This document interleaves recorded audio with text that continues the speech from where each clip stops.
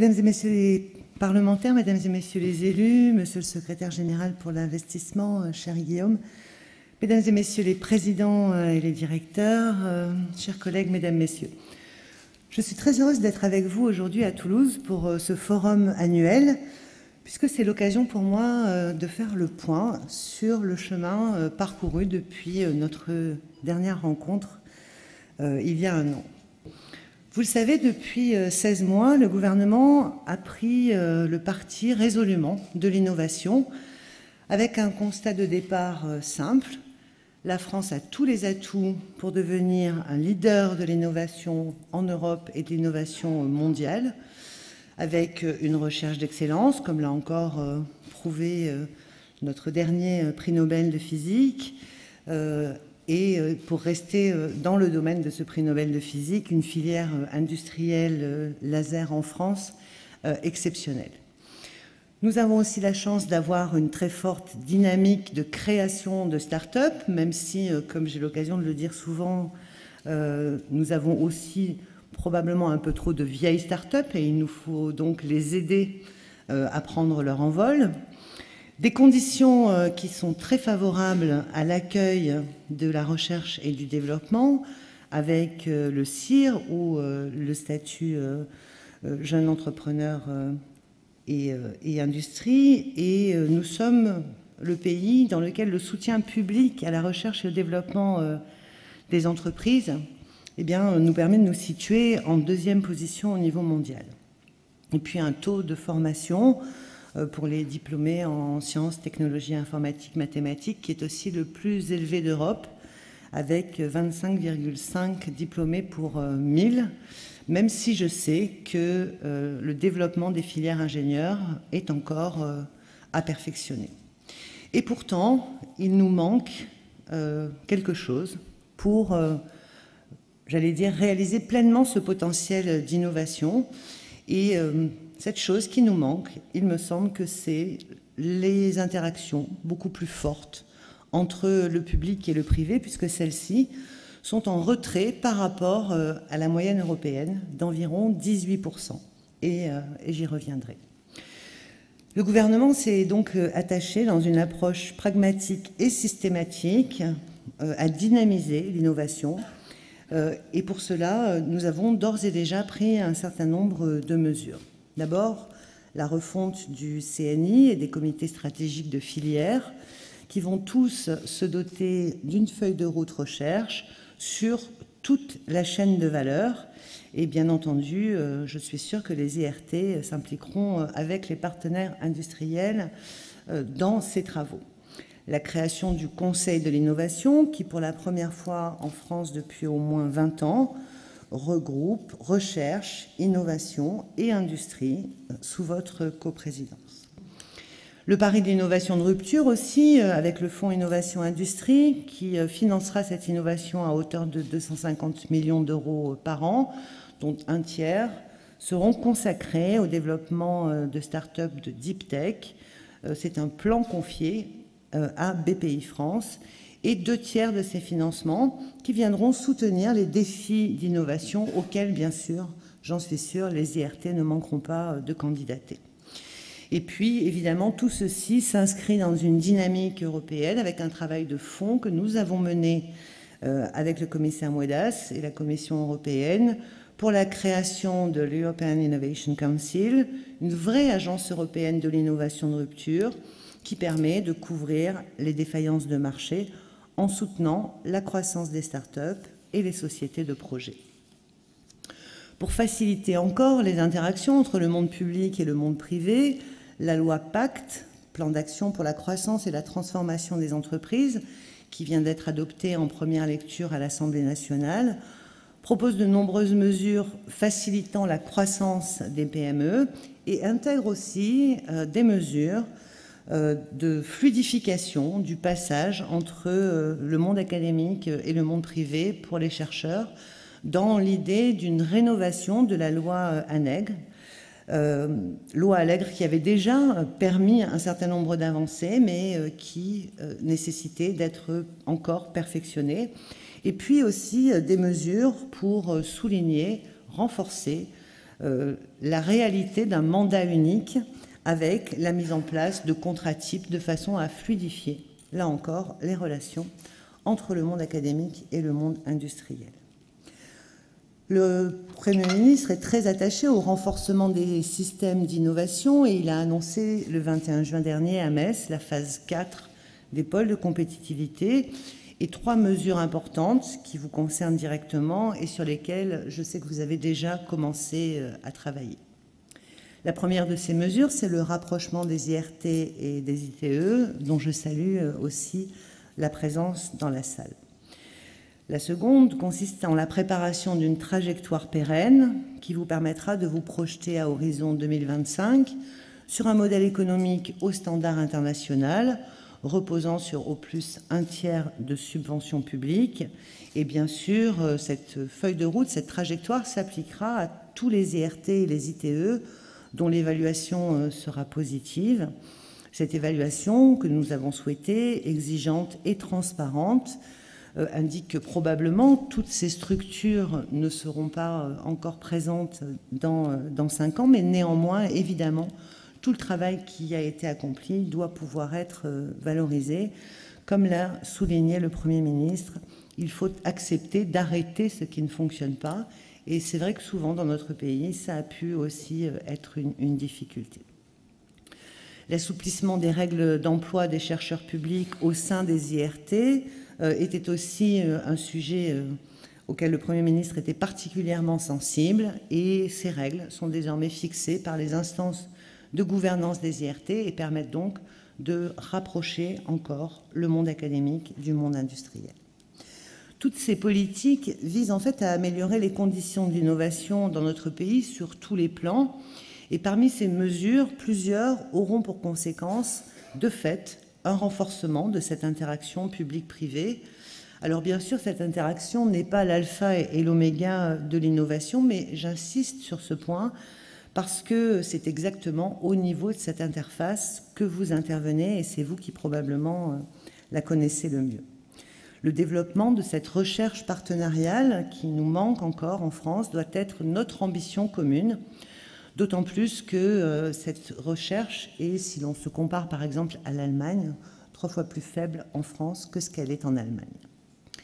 Cette année 2018 est ainsi une année charnière pour les IRT, d'une part parce que nous avons pris les mesures nécessaires vous permettant de vous projeter dans le futur après une évaluation dont je sais qu'elle est désormais sur les rails, notamment avec l'HCERES, mais aussi parce qu'après 6 ans d'exercice, vous obtenez des résultats marquants et significatifs, parmi lesquels j'ai noté plus particulièrement le doublement en une année des transferts technologiques, le doublement du nombre de partenariats académiques, ce qui est pour moi évidemment un marqueur fort et ce dont je vous félicite. L'implication de plus de 300 PME et puis là encore des efforts en matière de projets européens, efforts que bien sûr vous devez devoir poursuivre et amplifier. Et de ce point de vue-là, sachez que le ministère, bien sûr, se tiendra à vos côtés. Je souhaite également souligner et vous remercier pour votre implication dans des organes de standardisation internationale et à vous encourager évidemment à poursuivre ces efforts, beaucoup trop négligés traditionnellement en France, alors que nous savons que la création des standards est une étape absolument clé pour exister dans la compétition mondiale. Vous vous êtes fixé 4 ambitions pour l'année à venir. Tout d'abord, faire de la France un leader de la recherche technologique au niveau international, en devenant des instituts de référence sur la scène mondiale. Et bien entendu, je tiens à saluer cette ambition, car l'horizon de comparaison, c'est bien l'international. Et j'insiste évidemment tout particulièrement sur le niveau européen qu'il nous faut mieux conquérir dès aujourd'hui. Je suis sûre que ce développement à l'international ne passe pas néanmoins obligatoirement par l'ouverture à l'étranger de représentations. Le développement des écosystèmes, leur projection à l'international me paraît être une valeur ajoutée que vous portez en votre sein. Et lorsque c'est opportun, lorsque c'est nécessaire, évidemment le vecteur des collaborations que vous avez développées par le biais des partenariats industriels ou, ne l'oubliez jamais, par le biais des partenariats académiques, permettent aussi de bâtir des ponts entre ces différents écosystèmes. Et c'est notamment ce que nous portons dans le cadre de la création des universités européennes, que le président de la République a souhaité dans son discours de la Sorbonne, dont les premiers prototypes vont émerger sur ce programme avant de se développer dans le programme Horizon Europe. L'objectif de ces universités européennes, c'est d'avoir la capacité de projeter non seulement la formation initiale, formation continue, formation tout au long de la vie, mais aussi la recherche et l'innovation, et pour cela, évidemment, de mettre en réseau des écosystèmes de formation, de recherche, d'innovation, qui se ressemblent, qui se parlent et qui pourront agir en synergie. Accélérer l'ouverture au monde académique, avec notamment la création de laboratoires communs. J'allais ajouter, mais pas seulement, car vous le savez, vous avez aussi toutes les cartes en main, maintenant que nous avons simplifié les règles, pour que vous fassiez vivre ces maisons communes que sont les IRT au sein de vos écosystèmes. Je reviens sur ce terme pour rappeler aussi que les moyens que l'État met sur ses actions publiques au sein de ces écosystèmes n'ont pas vocation à se faire concurrence, mais bien à travailler en parfaite intelligence au service de la réussite de l'écosystème dans la durée. Et c'est pourquoi, chaque fois que ce sera nécessaire, eh bien, il me paraît important de mettre en relation l'ensemble des structures qui soutiennent toute la chaîne de l'innovation, et pour cela, évidemment, de partager une ambition commune définie par chacun des territoires. Vous mettez en avant vous-même que votre futur tiendra à votre capacité à attirer les meilleurs chercheurs au sein des IRT, et j'en suis évidemment persuadée. Et je vous encourage, bien sûr, ainsi que vos membres académiques, les universités, les écoles, les organismes, à rechercher les voies et les moyens qui permettront cette plus forte implication des établissements d'enseignement supérieur et de recherche dans les IRT, puisque le modèle qui existe partout dans le monde est bien celui du chercheur qui est à la fois académique, entrepreneur, en lien avec le monde industriel. Aujourd'hui, il y a de l'ordre de 10% de personnel académique impliqué dans les IRT. Et bien sûr, je pense que nous pouvons augmenter largement ce pourcentage, d'autant plus que c'est ce qui favorisera l'attractivité pour des chercheurs internationaux de très haut niveau qui ont l'habitude de travailler dans des écosystèmes où le public et le privé se côtoient beaucoup plus largement encore que ce qui existe en France. Le rôle que vous pouvez jouer aussi en plein accord avec les universités, avec les écoles, c'est celui de centres d'intégration et de formation, notamment en matière d'intelligence artificielle.